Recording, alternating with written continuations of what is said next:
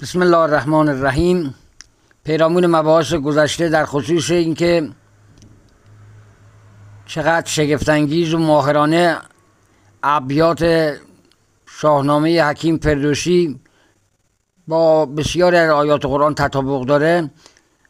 آیات 148 و 149 سوره نساء خداوند می‌فرماید که لا یحب الله الجهر بالسوء من القول الا من ظلم و کان الله سمیعا علیما ان تبدوا خیرا او تخفوه او تعفو عن السوء فان الله کان عفوا قدیرا.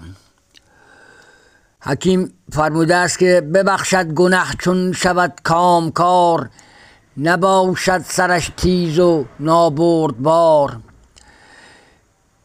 و دیگر که از کهتر پرگناه چو پوزش کند، باز بخشدش شاه. همه راست گوید سخن کم و بیش، بر نگردد به هر کار ز آیین خویش.